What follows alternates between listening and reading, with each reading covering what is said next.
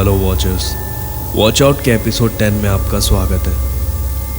आज की कहानी एक सिक्योरिटी गार्ड की है जो डिस्ट्रिक्ट हेडक्वार्टर्स हॉस्पिटल में काम करता था। उसे ये काम करना अच्छा लगता था क्योंकि इसमें ज़्यादा मेहनत नहीं थी। सब कुछ बहुत अच्छा था सिवाय एक चीज़ के। उस हॉस्पिटल में एक अजीब सा पेशेंट था। वो पेशेंट काफ़ी लंबा और पतला था, बूढ़ा और कमज़ोर भी।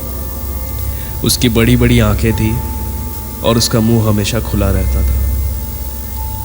वो इतना ज़्यादा कमज़ोर था कि उसे वैक्सीन देना भी मुश्किल होता था। ये उसकी ज़िंदगी का सबसे बुरा समय था। उसे देखकर ऐसा लगता था जैसे वो यहाँ मौजूद नहीं है। वो किसी और दुनिया में किसी और चीज़ का इंतज़ार कर रहा है। उसके बारे में कुछ तो काफ़ी अजीब था। खैर, मुझे इसका ध्यान रखने के लिए काम पर रखा गया था। मैं रोज़ शाम 4 बजे से रात के 12 बजे तक इसके कमरे में बैठा रहता। वो किसी से बात नहीं करता था, बस बिस्तर पर लेटे लेटे दीवार की ओर देखता रहता था। उस हॉस्पिटल में मेरा ये 5वां दिन था। रात के 12 बजने वाले थे। मैं बैठे बैठे दूसरे गार्ड का इंतज़ार कर रहा था। पूरे वार्ड में सन्नाटा था। अपनी नींद दूर करने के लिए मैंने टेबल से एक किताब उठाई और उसे पढ़ने लगा। कुछ ही मिनटों बाद मुझे बेचैनी महसूस होने लगी। मैंने अपना सर उठाया तो देखा वो बूढ़ा आदमी मेरी तरफ देख रहा है। मेरे और उसके बीच 3 फीट की दूरी थी। मैं उसके बेड के बगल में एक बेंच पर बैठा था। वो मेरी तरफ ऐसे देख रहा था मानो जैसे मेरी आत्मा के अंदर झांक रहा हो। जल्द ही दूसरा गार्ड आ गया। उसे राइफल और रजिस्टर हैंडओवर करने के बाद मैं हॉस्पिटल से बाहर आ गया और एक कैब ले ली। रात के 1 बजे मैं अपने इलाके में पहुंचा। रास्ता पतला होने के कारण मुझे कैब से उतरना पड़ा। वहां से मेरे घर तक का रास्ता 10 मिनट का था। रोज़ रात घर देर से आने की मुझे आदत थी। मैं बेफिक्र होकर चल रहा था। जब मैं अपने गली के बाहर पहुंचा तो मैंने देखा सारी स्ट्रीट लाइट्स बंद हैं। बस गली के आखिर में एक घर से रोशनी आ रही है। तभी मेरी नज़र एक आदमी पर गई जो रास्ते के बीच में खड़ा था। वो बहुत धीरे चल रहा था। वहाँ अंधेरा होने के कारण मुझे उसकी शक्ल दिखाई नहीं दे रही थी। मैं धीरे धीरे उसके पास गया। करीब पहुंचने पर मैंने उससे पूछा, कौन हो तुम?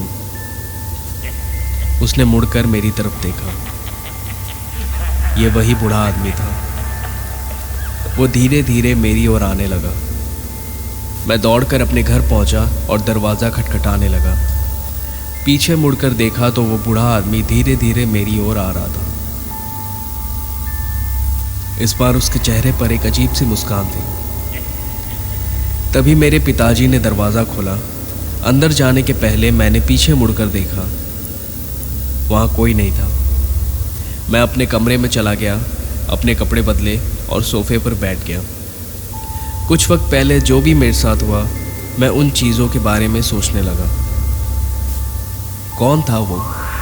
ये सवाल बार बार मेरे दिमाग में चल रहा था। सोचते सोचते मैं खिड़की के पास चला गया।